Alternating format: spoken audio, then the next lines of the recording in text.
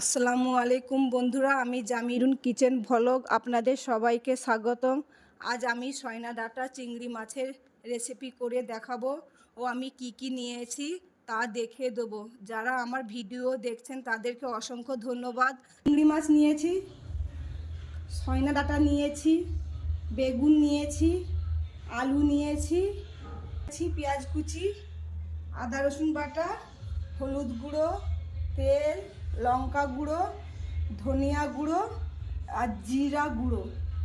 এগুলো আজ সব দিয়ে আমি চিংড়ি মাছ আর সয়না ডাঁটার তরকারি রান্না করব। আমরা তো অনেকে রুই মাছ দিয়ে খেয়েছি, কাতলা মাছ থেকে খেয়েছি, বড় বড় মাছ দিয়ে সয়না ডাঁটা রান্না করেছি। এবার আমরা থরা চিংড়ি মাছ দিয়ে রান্না করব। আমরা তো অনেকে বড় বড় মাছ দিয়ে আমরা রান্না করে খেয়েছি। আজকে আমি চিংড়ি মাছ আর সয়না ডাঁটা রান্না করব। কড়া গরম হয়ে গেছে, আমি তেল দেব। তেল গরম হয়ে গেছে, এবার আমি কালো জিরে দেব। সয়না ডাঁটা, বেগুন, আলুকে ভেজে নেব।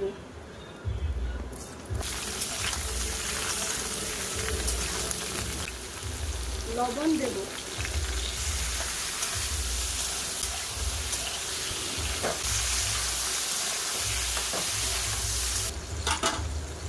সবজিগুলো খুব সুন্দরভাবে ভাজা হয়ে গেছে, এবার তুলে নেব।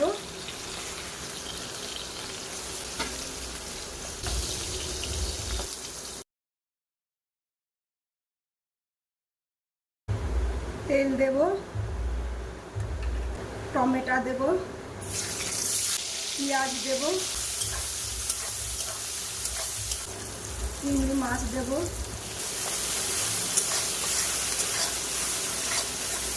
এরকম করে চিংড়ি মাছ মশলা কষা হয়ে গেছে, আদা রসুন বাটা দেব। এটা দিয়ে একটু কষে নেব। লঙ্কা গুঁড়ো দেব, 1 চামচ লঙ্কা গুঁড়ো, 1/2 চামচ হলুদ গুঁড়ো,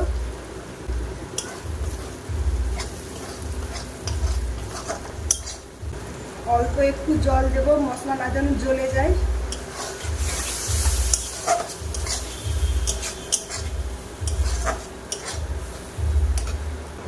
জিরা গুঁড়ো, ধনিয়া গুঁড়ো, মশলাটাকে সব এর সঙ্গে ভালো করে কষে নেব। থেকে তেল বাড়িয়ে গেছে, এবার ভাজা সবজি দিয়ে দেব।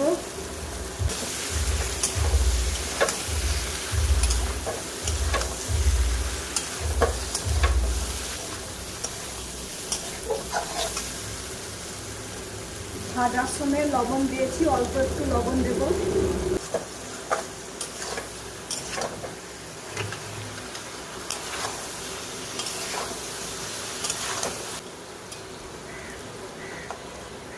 আলু সেদ্ধ হয়ে গেছে, সবজিগুলো কষা হয়ে গেছে খুব সুন্দরভাবে। এবার আমি জল দেব।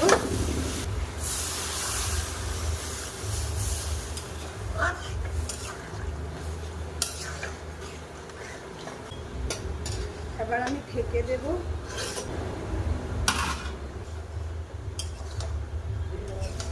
দেখো বন্ধুরা, কত সুন্দর রান্না হয়ে গেছে। যদি ভালো লাগে কমেন্টে জানাবেন।